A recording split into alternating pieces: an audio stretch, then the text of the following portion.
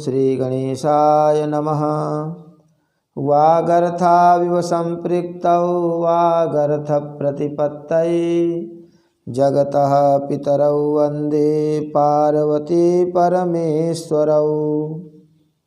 श्रीमद्भागवत महापुराण नवम स्कंध पंचम अध्याय दुर्वासा जी की दुख निवृत्ति। ओम नमो भगवते वासुदेवाय। श्री शुक उवाच। एवं भगवतादिष्टो दुर्वासाश्चक्रतापितः अम्बरीशमुपावृत्य तत्पादौ दुःखितो ग्रहीत। तस्य सोद्यमनं वीक्ष्य पादस्पर्शविलज्जितः अस्तावीत् तद्धरेरस्त्रं कृपया पीडितो भृशम्। श्री सुखदेव जी कहते हैं, परीक्षित, जब भगवान ने इस प्रकार आज्ञा दी तब सुदर्शन चक्र की ज्वाला से जलते हुए दुर्वासा लौटकर राजा अम्बरीश के पास आए और उन्होंने अत्यंत दुखी होकर राजा के पैर पकड़ लिए। दुर्वासा जी की यह चेष्टा देखकर और उनके चरण पकड़ने से लज्जित होकर राजा अम्बरीश भगवान के चक्र की स्तुति करने लगे। उस समय उनका हृदय दयावश अत्यंत पीड़ित हो रहा था। अम्बरीश ने कहा, प्रभो सुदर्शन, आप अग्नि स्वरूप हैं, आप ही परम समर्थ सूर्य हैं। समस्त नक्षत्र मंडल के अधिपति चंद्रमा भी आपके स्वरूप हैं। जल, पृथ्वी, आकाश, वायु, पंच तन्मात्रा और संपूर्ण इंद्रियों के रूप में भी आप ही हैं। भगवान के प्यारे 1000 दांत वाले चक्रदेव, मैं आपको नमस्कार करता हूँ। समस्त अस्त्र शस्त्रों को नष्ट कर देने वाले एवं पृथ्वी के रक्षक, आप इन ब्राह्मण की रक्षा कीजिए। आप ही धर्म है, मधुर एवं सत्यवाणी हैं। आप ही समस्त यज्ञों के अधिपति और स्वयं यज्ञ भी हैं। आप समस्त लोकों के रक्षक एवं सर्वलोकेश्वर स्वरूप भी हैं, सर्वलोक स्वरूप भी हैं। आप परम पुरुष परमात्मा के श्रेष्ठ तेज हैं। सुनाभ, आप समस्त धर्मों की मर्यादा के रक्षक हैं। अधर्म का आचरण करने वाले असुरों को भस्म करने के लिए आप साक्षात अग्नि हैं। आप ही तीनों लोकों के रक्षक एवं विशुद्ध तेजोमय हैं। आपकी गति मन के वेग के समान है और आपके कर्म अद्भुत हैं। मैं आपको नमस्कार करता हूँ, आपकी स्तुति करता हूँ। वेदवाणी के अधीश्वर, आपके धर्ममय तेज से अंधकार का नाश होता है और सूर्य आदि महापुरुषों के प्रकाश की रक्षा होती है। आपकी महिमा का पार पाना अत्यंत कठिन है। ऊंचे नीचे और छोटे बड़े के भेदभाव से युक्त यह समस्त कार्य कारणात्मक संसार आपका ही स्वरूप है। सुदर्शन चक्र आप पर कोई विजय नहीं प्राप्त कर सकता। जिस समय निरंजन भगवान आपको चलाते हैं और आप दैत्य एवं दानवों की सेना में प्रवेश करते हैं, उस समय युद्ध भूमि में उनकी भुजा, उदर, जंघा, चरण और गर्दन आदि निरंतर काटते हुए आप अत्यंत शोभायमान होते हैं। विश्व के रक्षक, आप रणभूमि में सबका प्रहार सह लेते हैं। आपका कोई कुछ नहीं बिगाड़ सकता। गदाधारी भगवान ने दुष्टों के नाश के लिए ही आपको नियुक्त किया है। आप कृपा करके हमारे कुल के भाग्योदय के लिए दुर्वासा जी का कल्याण कीजिए। हमारे ऊपर यह आपका महान अनुग्रह होगा।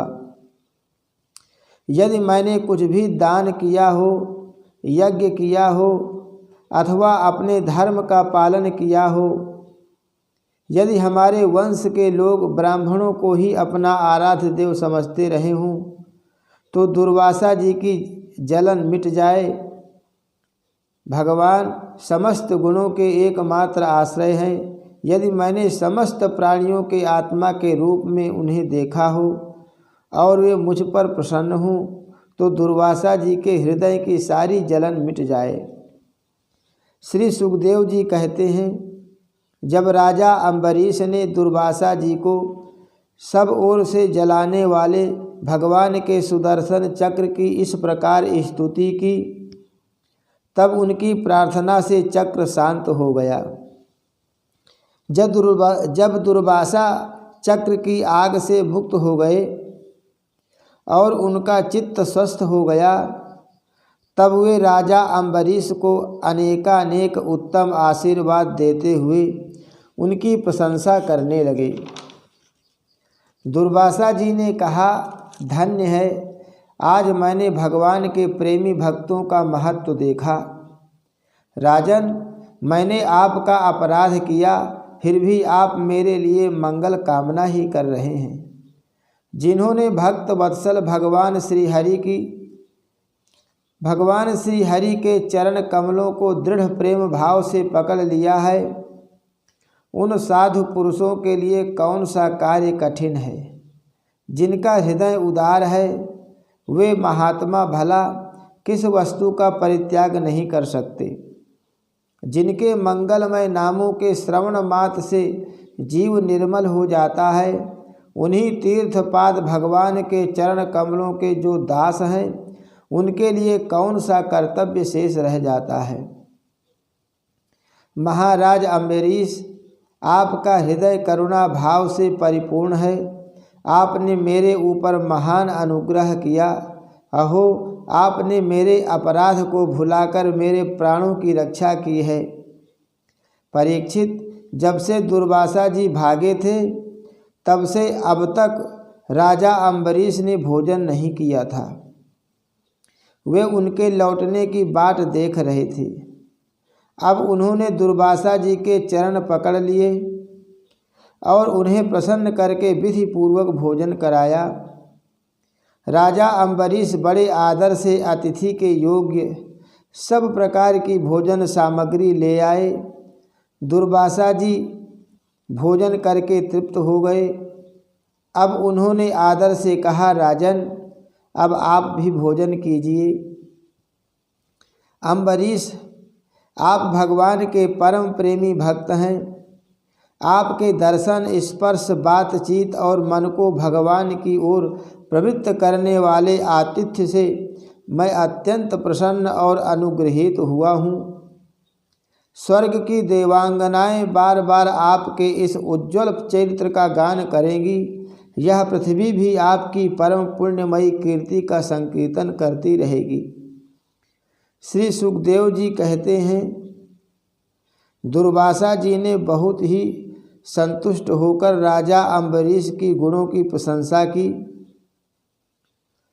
और उसके बाद उनसे अनुमति लेकर आकाश मार्ग से उस ब्रह्मलोक की यात्रा की जो केवल निष्काम कर्म से ही प्राप्त होता है। परीक्षित, जब सुदर्शन चक्र से भयभीत होकर दुर्वासा जी भगे थे तब से लेकर उनके लौटने तक 1 वर्ष का समय बीत गया। इतने दिनों तक राजा अम्बरीश उनके दर्शन की आकांक्षा से केवल जल पीकर ही रहे। जब दुर्वासा जी चले गए तब उनके भोजन से बचे हुए अत्यंत पवित्र अन्न का उन्होंने भोजन किया। अपने कारण दुर्वासा जी का दुख में पड़ना और फिर अपनी ही प्रार्थना से उनका छूटना, इन दोनों बातों को उन्होंने अपने द्वारा होने पर भी भगवान की ही महिमा समझा। राजा अम्बरीश में ऐसे ऐसे अनेक गुण थे। अपने समस्त कर्मों के द्वारा वे परब्रह्म परमात्मा श्री भगवान में भक्ति भाव की अभिवृद्धि करते रहते थे। उस भक्ति के प्रभाव से उन्होंने ब्रह्मलोक तक के समस्त भोगों को नरक के समान समझा। तदनंतर राजा अम्बरीश ने अपने ही समान भक्त पुत्रों पर राज्य का भार छोड़ दिया और स्वयं वे वन में चले गए। वहाँ वे बड़ी धीरता के साथ आत्मस्वरूप भगवान में अपना मन लगाकर गुणों के प्रवाह रूप संसार से मुक्त हो गए। परीक्षित, महाराज अम्बरीश का यह परम पवित्र आख्यान है। जो इसका संकीर्तन और स्मरण करता है वह भगवान का भक्त हो जाता है। हरि शरणम। श्री कृष्णार्पणमस्तु।